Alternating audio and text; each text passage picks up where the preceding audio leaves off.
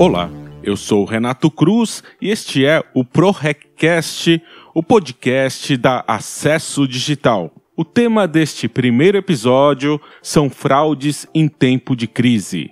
Vamos conversar sobre como fraudadores se aproveitam de momentos de crise para aumentar as tentativas de golpe. Também vamos falar sobre o crescimento das atividades via internet por conta da quarentena do novo coronavírus. E outro tema importante é como a tecnologia de reconhecimento facial pode ajudar a enfrentar uma situação como a que estamos vivendo. Por causa da quarentena, este podcast não está sendo gravado pessoalmente. Nossa convidada de hoje é Lígia Barbosa, gerente de prevenção a fraudes do Santander. Tudo bem, Lígia?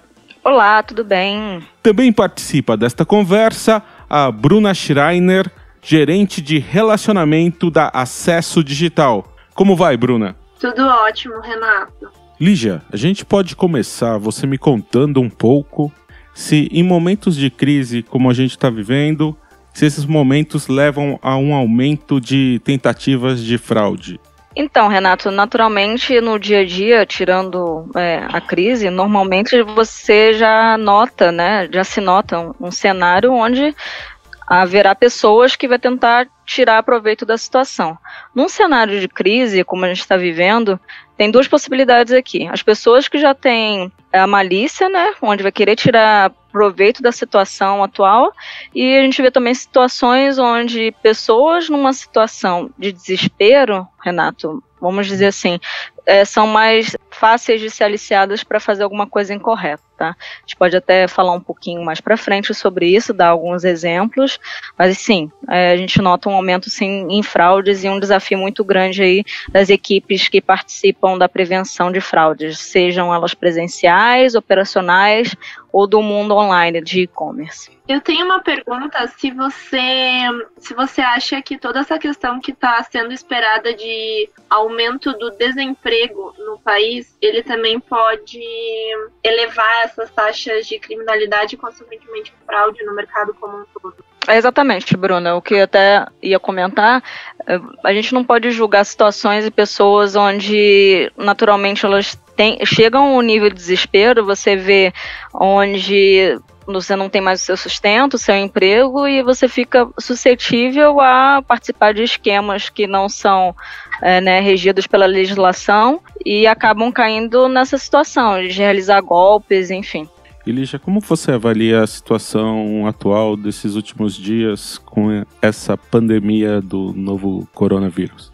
O cenário, principalmente para vendas presenciais, financiamentos de bens, naturalmente a recomendação da OMS, do Ministério da Saúde, é de você não sair às ruas. Então, tudo que envolve presencialmente a compra por parte dos clientes, a gente vai notar uma queda. E em cenários de crise também, não só porque você não pode ir a um local realizar uma compra, mas também porque, naturalmente, se espera que as pessoas sejam mais cuidadosas onde ela vai realizar o gasto do seu dinheiro. E o que a gente está falando aí de serviços essenciais, principalmente na parte de comida e de farmácia, de produtos medicinais. E Bruno, o que você tem visto, assim, o comportamento do mercado nesta época, você aí da Acesso Digital com a carteira de clientes que vocês têm? A gente viu um movimento muito rápido de, principalmente, migração de canais, quando a gente fala de volumetria de todas as nossas operações. Então, obviamente, todas as operações assistidas estão decaindo muito e operações não assistidas e online, elas estão tendo um acréscimo bem significativo. Então, está todo mundo se adaptando. A gente vê isso claramente na questão do home office, todo mundo encontrando um jeito da engrenagem rodar de forma remota, e a gente vê isso também refletindo nos nossos produtos e algumas procuras por soluções nas quais a operação consiga funcionar sem o físico funcionando, Então, tudo migrando pro online de uma forma muito rápida. Então, a cada dia o cenário muda, essas volumetrias se distribuem e o pessoal está se adaptando de forma bem rápida. E na sua visão, qual que é o principal desafio para quem está fazendo essa migração rápida e obrigatória neste momento? Eu acho que as empresas, há alguns anos, elas estavam se preparando para trabalhar com a tecnologia e fazer desenvolvimentos de arquitetura, sistemas, enfim, de forma mais ágil, mas eu acho que agora a necessidade está fazendo tudo isso acontecendo numa velocidade nunca vista em algumas empresas. Então, assim, empresas grandes, enfim, com uma cultura um pouco diferente de adaptabilidade, estão sendo vistas obrigadas a fazer isso de forma muito rápida. Lígia, eu queria saber de você, muitas vezes fraudadores pegam golpes antigos e renovam esses golpes com gancho de um assunto novo. Isso está acontecendo neste momento? Na verdade, o que a gente está pegando um gancho no que a Bruna comentou, a gente vê essa adaptação dos fraudadores, né, para o cenário. Eles observam o comportamento de como, né, evolui o comportamento do cliente para poder copiar esse comportamento e se passar pelas empresas, né, como se fosse o comportamento do cliente real. E quando se fala dos golpes, a gente vê muitas vezes, principalmente quando você alicia lojistas, enfim, onde você alicia uma pessoa para realizar um comportamento ruim, para poder cometer essa fraude, né? Então, principalmente golpes de phishing, golpes de envio de SMS que são bem antigos, principalmente que está se migrando, né, para as transações digitais. Então, valide aqui o seu token se você não pode ir até a sua agência. A gente já sabe que são golpes antigos que eles estão sendo reformulados para o cenário atual e cada vez mais com velocidade, né? Eles acompanham muitas notícias, as agências estão fechando, então muitas transações que o cliente deveria até a sua agência para realizar ou para renovar um bloqueio de senha, por exemplo, tem que ser feito agora através dos canais digitais. O golpe do SMS, do phishing, é bem antigo e ele vem se renovando aí, pedindo token, enfim, dos bancos junto ao cliente. E a gente sempre recomenda, né, que os bancos não enviam nenhum tipo, bancos, enfim, e outros tipos de estabelecimentos não enviam SMS solicitando nenhum tipo de senha do cliente ou dados pessoais. E como uma tecnologia como o reconhecimento facial pode ajudar num momento como este? A tecnologia, né, o reconhecimento facial, tirar selfie, a gente já tinha visto um comportamento, principalmente aqui do brasileiro, de adaptação, de ser favorável a utilizar esse tipo de recurso, principalmente se ele tem alguma vantagem ao utilizar isso. A gente pode falar das wallets digitais, se você ganha cashback realizando algum tipo de transação utilizando algum dado adicional. A gente vê o reconhecimento facial como um dado adicional. Você pode utilizar ele como um challenge se você não tem certeza se é o próprio cliente de uma compra que você provavelmente perderia e tentar resgatar esse cliente através dessa tecnologia. E aí a gente tem, né, duas coisas aí, a segurança para o próprio cliente e também para os estabelecimentos. E claro, quem está na ponta final também, como os bancos, as bandeiras, os cartões.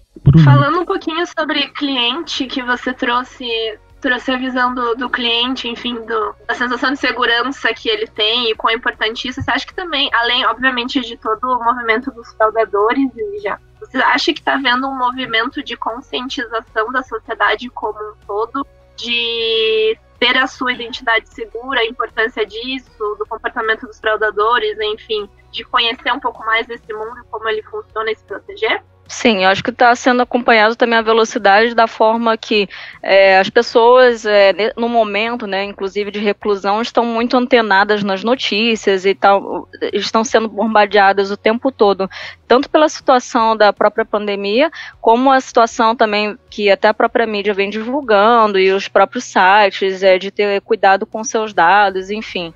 Tem tido esse acompanhamento, essa velocidade também por parte dos clientes, acredito que eles estejam mais atentos sim. E Lígia, o fato de o reconhecimento facial funcionar sem toque é uma vantagem neste momento em relação, por exemplo, a outros tipos de biometria? Na verdade, a gente entende que nesse momento, onde as pessoas não podem se deslocar até algum local físico para realizar suas compras, você tem a questão mais do conforto, né, da facilidade de, através de uma selfie, você já realizar toda aquela sua transação e finalizar em pouco tempo, em poucos segundos, né? E a gente entende também dentro de casa. Você está utilizando o seu próprio celular, que tem a questão de higiene, de você estar constantemente limpando o seu aparelho, enfim. A questão mesmo aqui que está sendo envolvida é muito mais da comodidade em si do que a segurança de não ter o toque, acredito. E, Bruna, você tem informações sobre aplicações diferentes aí do reconhecimento facial, principalmente nesse momento que tem tantas empresas migrando para o atendimento digital? A mais nova dela, Renato, a gente sempre teve um foco muito grande na prevenção à fraude e tudo mais, mas o reconhecimento facial agora está vindo muito como uma forma de autenticação. Então, a Ali comentou mais cedo sobre a questão de enviar token por SMS e tudo mais como segundo fator de autenticação, enfim. E a biometria agora está entrando para fazer esse papel, porque a gente fala que não tem ninguém igual a você. Então, o seu rosto é a sua chave para qualquer serviço, enfim. Isso é a forma de autenticação mais segura. É mais segura e também é muito confortável para quem está usando, né? É simples. Exatamente. Então, a experiência com o usuário ela também fica muito mais fluida. Até por isso que eu perguntei para Ali sobre a conscientização. Assim, a gente vê esse movimento da sociedade como um todo em ver o valor em todo tipo de autenticação. Então, quando vai fazer uma transação, ser solicitado para realizar isso, porque isso traz um sentimento de segurança, que traz uma experiência legal para o usuário. E como está o uso do reconhecimento facial em outros países? Que tendências que existem lá fora que podem chegar ao Brasil? Tecnicamente, Renato, essa é um tipo de validação para o lado de segurança que chegou aqui no Brasil, mas nessa parte de segurança, porém ela já vem sendo utilizada em vários países, principalmente China, é um precursor nesse aspecto, não somente na parte de segurança, mas também como uma via de pagamento, né? Mesmo o QR Code, o reconhecimento facial depois do QR Code é um dos métodos mais utilizados para pagamentos, principalmente na China. A gente vê totens, né, onde o cliente apenas chega perto de um totem, por exemplo, numa rede de fast food, ao invés de você ter que utilizar o cartão físico, você utiliza a sua face como um meio de pagamento. Eu já vi umas aplicações em que o reconhecimento facial é usado como personalização. O cliente é reconhecido e daí o atendente já recebe todas as informações daquele cliente e pode oferecer um atendimento personalizado também. Também, é bem bacana esse tipo de personalização, é como se em pouco tempo que você vê o comportamento e atualiza, né, as preferências daquele seu cliente, você já se sente como se fosse um velho conhecido, né, olha, já sabe o que o meu gosto, o meu tipo de consumo, não preciso falar em muitas palavras, você se sente até muito acolhido nesse tipo de situação, né. Neste momento, muitas pessoas estão saindo as suas de máscara, isso tem algum impacto no reconhecimento facial? Vamos primeiro comentar aqui que a recomendação é que a gente não saia de casa, a não ser que seja estritamente necessário, onde o próprio trabalho, lógico, a gente entende que certos empregadores e certos tipos de serviço não estão disponíveis para home office, mas a gente entende também que realizar uma compra nessa situação para o reconhecimento facial deve ser realizada dentro do conforto do celular, onde você não vai utilizar, provavelmente você não estará utilizando máscara, né?